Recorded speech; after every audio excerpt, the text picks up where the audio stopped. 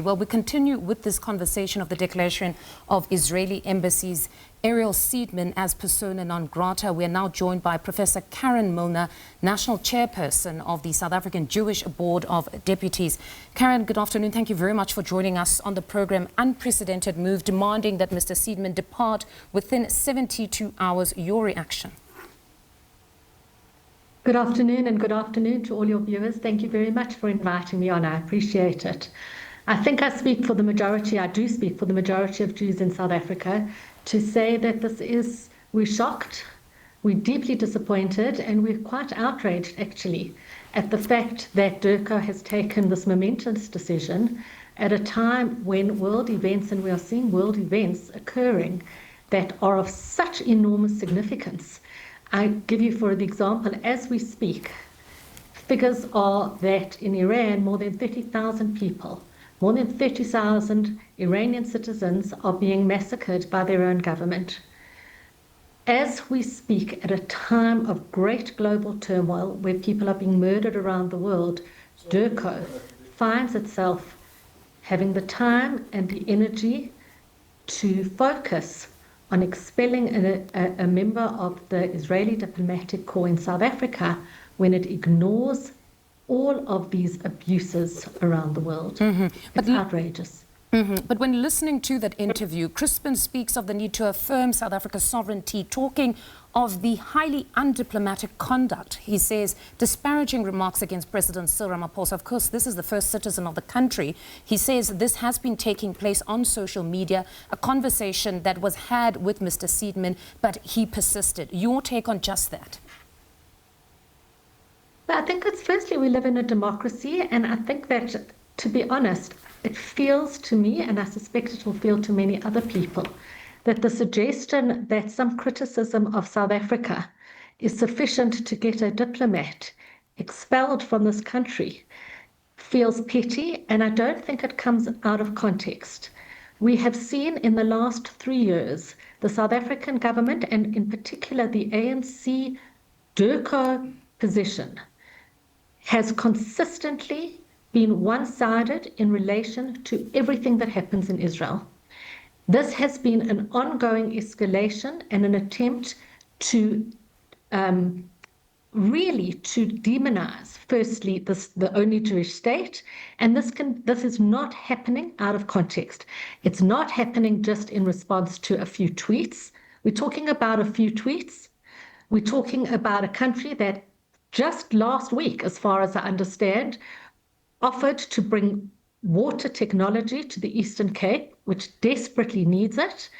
I think that the timing is not coincidental, that when a country that offers to bring water to an area that desperately needs it, that may inadvertently, I don't know, have embarrassed the South African government for not being able to do so, suddenly the South African government have decided to expel a member of the diplomatic corps. I'm not sure if that timing, I'm not making accusations, but the timing seems suspicious to me. Now, speaking of that specific visit around the water technology, it actually is something that they state in their statement here, saying that on its own was a breach of the Vienna Convention because they have an issue around the failure to inform South Africa or DIRCO of purported visits of Israeli senior officials, that if they're coming into the country, their government also would need to be alerted of such.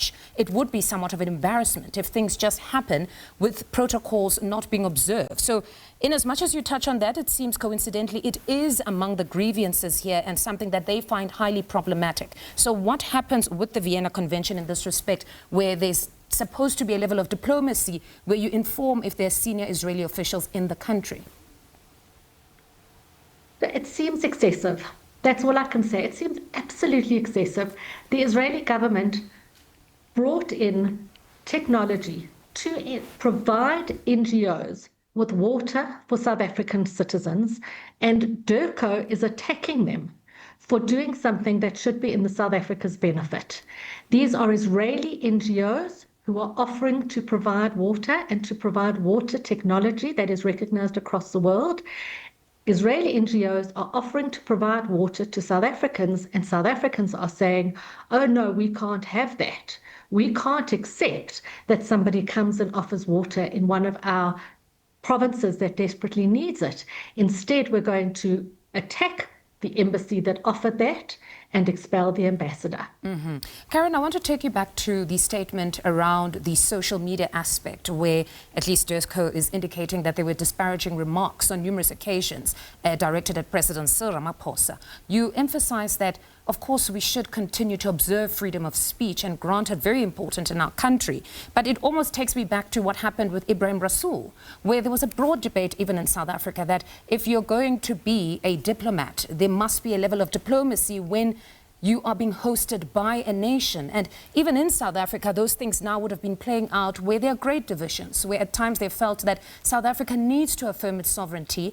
They criticized the presidency, even DIRCO on certain instances when there is criticism directed at a first citizen. So what becomes of just that debate, where some feel that South Africa at times is bending over backwards to accommodate when there are such remarks that are disparaging and will reduce them to freedom of speech, but Ibrahim Rasool was booted out of the United States for the same, I suppose, freedom of speech?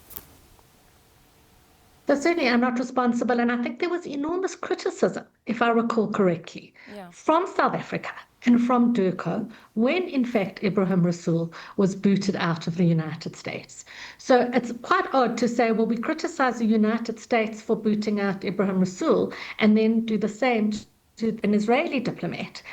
Perhaps there could have been a process. As far as I understand, there's a process that countries can take when they are dissatisfied with the statements or the media associated with another country. This has been a drastic move. He's been given, as far as I understand, 72 hours to leave the country. I want to point out that it is Friday afternoon. The Jewish Sabbath comes in a couple of hours.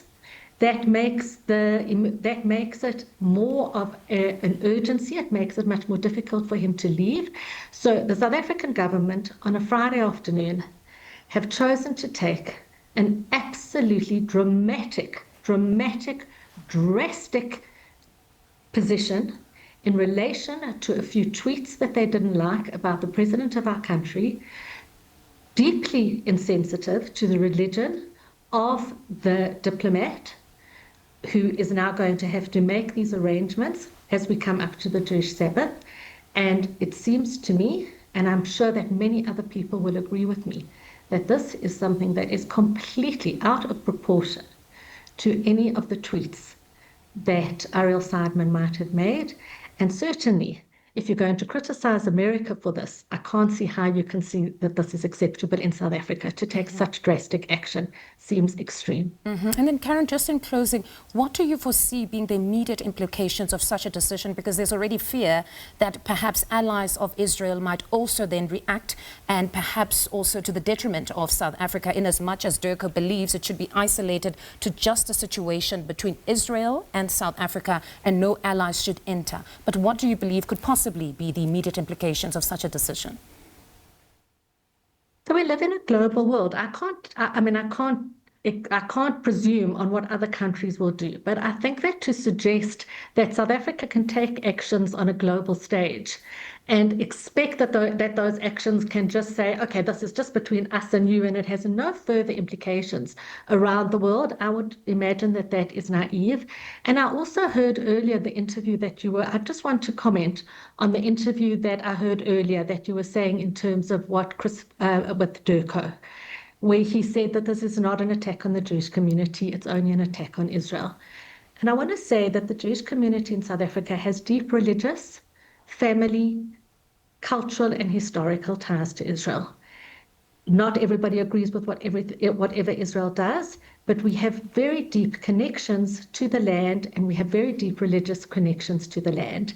And to be honest, I'm not sure if it's for DIRCO to tell the Jewish community how they should respond to this event.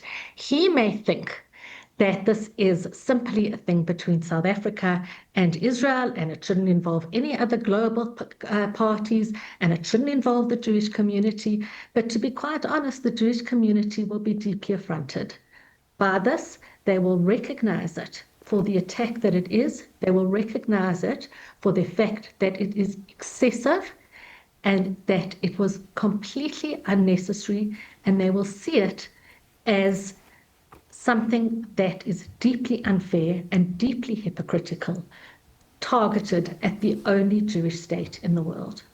Professor, we appreciate your time this afternoon. That's Karen Milner, Professor and also National Chairperson of SA Jewish Board of Deputies there, reacting to the breaking news story of DIRCO announcing that there's been a declaration of persona non grata, of course, directed at Israeli embassy's seed